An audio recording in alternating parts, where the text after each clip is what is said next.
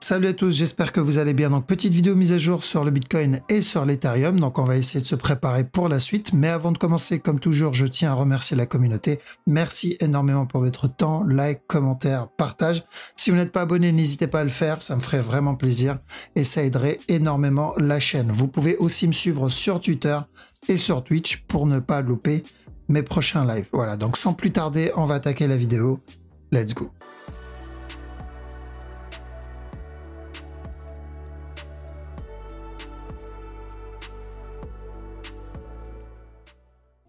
Alors donc le Bitcoin, ça n'a pas changé, donc on va chercher le running maintenant que ce bas est cassé. Donc on a obtenu ce sell, bien joué tout le monde. Donc on avait même annoncé un petit sell hier pendant le live sur ce petit running flat ici.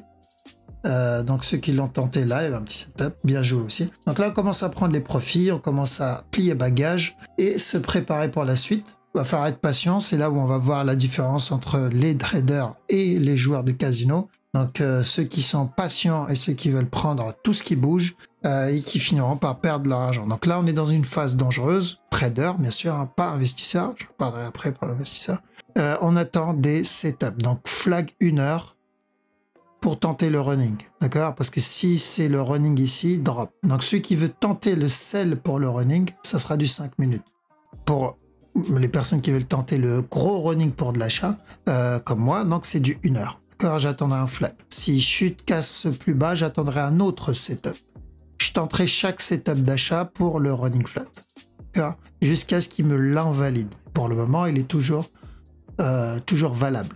Ok, donc ça va être une phase un peu chiante, je le sais, pour les traders, mais bon, ça fait partie de l'apprentissage. Ok, vous allez apprendre tous les cas de figure, comme ça au moins.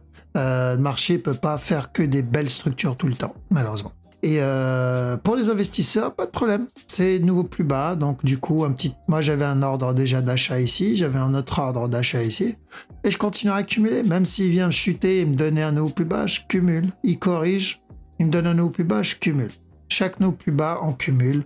DCA, un petit pourcentage, on n'y va pas all-in, comme ça il me reste la liquidité pour pouvoir racheter plus bas. C'est pas j'achète tout et ensuite j'ai plus d'argent pour acheter s'il chute. Donc les traders, c'est plutôt une bonne nouvelle, tout se passe bien. On a voulu que ça chute, on m'a dit Kim, quand on était ici, j'ai loupé ce flag, j'ai loupé cette correction à 30 000, à ton avis, est-ce qu'il va rechuter parce que j'aimerais bien racheter à 30 000. Maintenant qu'il est à 30 000, on me dit Kim, là il est trop bas, j'ai peur d'acheter. Il a trop baissé. En haut, il est trop monté, donc il voulait pas acheter. Et maintenant, il a trop baissé, il veut plus acheter. Donc, quand ça monte, c'est trop. Quand ça chute, c'est trop. Du coup, il est où le point où tu décides? Le point de décision, il est où? C'est où? C'est pas trop haut ni trop bas. Jamais, en fait. C'est jamais. La réponse, c'est jamais, parce que tu auras toujours peur. Tu trades avec l'émotion. Mets l'émotion de côté, réserve ça à la famille et les enfants, et enlève ça dans la structure. D'accord? Donc quand on trade, quand ça monte à chaque nœud plus haut, comme j'arrêtais pas de vous le dire, on prend les break-even, on prend les TP, on prend les profits, on met les break-even. Et à chaque nœud plus bas, comme je vous l'ai dit, on rajoute, on cumule. C'est tout, c'est comme ça que ça marche, c'est aussi simple que ça. Dites-vous que entre un trader et un investisseur, comme je disais tout à l'heure à un de mes élèves, si je prends deux personnes, un trader et un investisseur sur 5 ans ou 3 ans ou 2 ans, l'investisseur fera beaucoup plus d'argent que le trader. S'il fait ça, il achète à chaque nœud plus bas et il ne vend pas. Parce que tant qu'il ne vend pas, il n'a pas perdu. D'accord? On part du principe que voilà, il a investi dans quelque chose avec un bon fondamental. S'il investit dans des shitcoins, ça ne marche pas. Hein. Mais si le fonda est bon et qu'il a investi sur quelque chose qui monte, bah sur 5 ans, avec du DCA, il sera en profit parce qu'il n'y a pas de perte dessus. Il n'a pas fait de perte, il n'a rien vendu. Le trader, sur 5 ans, il a fait des gains, fait des pertes, des gains, des pertes, des gains, même s'il est en profit sur 5 ans, avec les gains et les pertes qu'il a fait, souvent les gains qu'il fait, c'est pour rattraper des pertes qu'il a déjà fait, bah, il aura fait moins que l'investisseur, qui lui n'a pas fait de pertes. Donc, des fois, le plus simple, c'est ça.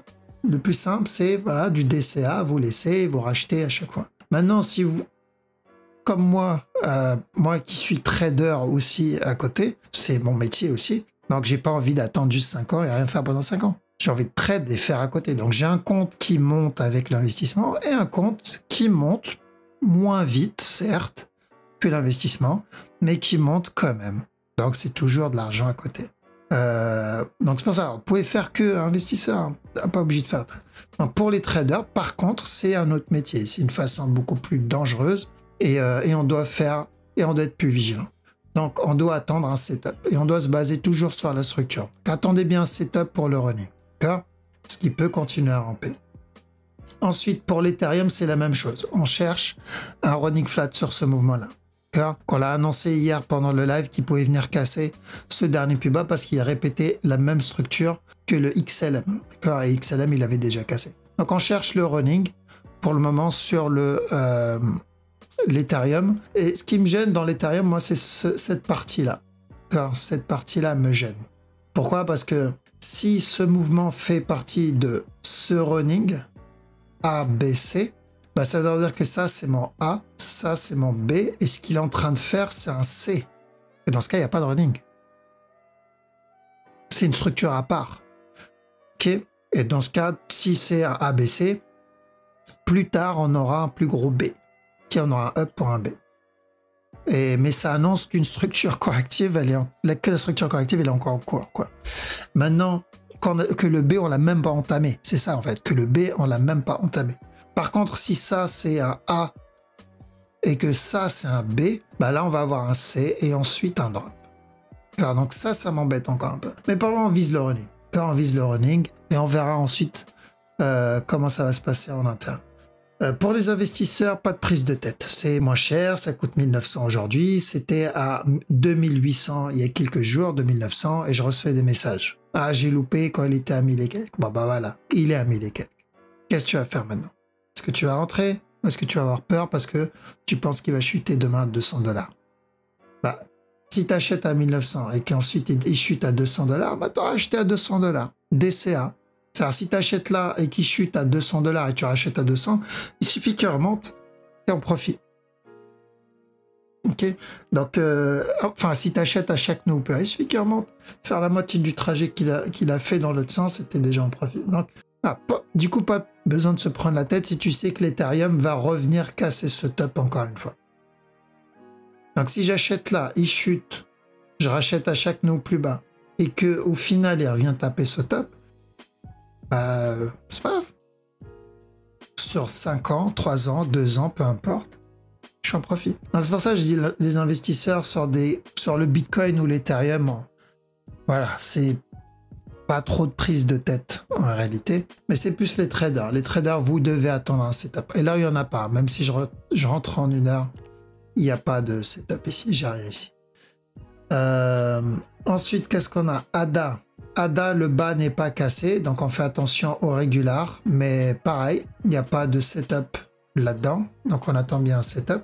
Et comme l'Ethereum, il y a ce morceau-là qui me gêne. Ok, donc on attend bien, pareil, XTZ, on oublie, le DOT, idem, même chose sur le DOT, le bas est cassé ici, donc running, BNB, même chose, mais en régular maintenant, et c'est la même analyse partout. Moi, je vous conseille de focus sur le Bitcoin et l'Ethereum.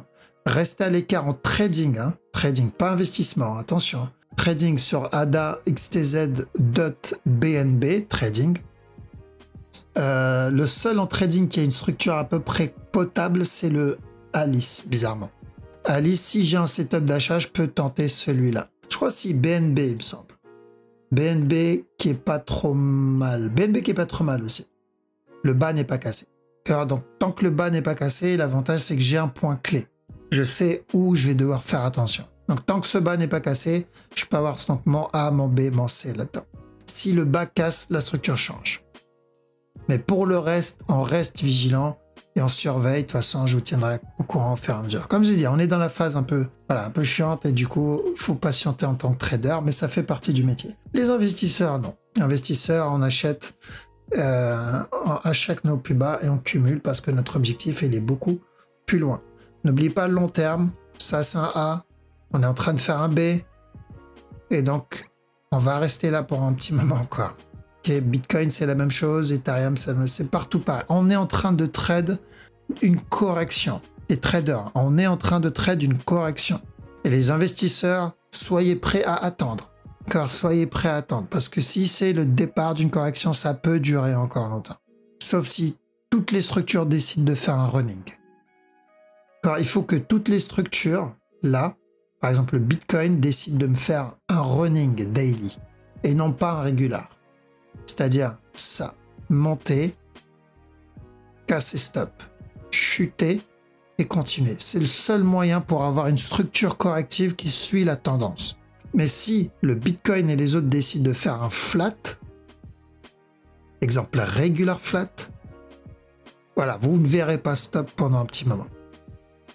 Donc on verra. En général, si je me base sur le passé, le mois de juin, c'est là où on a une continuation du ce que beaucoup appellent le bull run. Si là, le mois de juin ne fait pas effet comme l'année dernière et les années précédentes, voilà, préparez-vous à rester dans cette zone. Okay. Donc voilà, je parle aux investisseurs. Donc il faudra être patient. C'est normal, ça fait partie du game. Pour les traders, on profite de ce potentiel régulier pour un petit dernier push. Ok, voilà. Donc je vous laisse ici. De toute façon, c'était juste une vidéo warning rapidement. Donc je vous tiendrai au courant si la structure se développe et si on a quelque chose de propre. Donc je vous souhaite une très bonne soirée. Je vous dis à la prochaine. Ciao.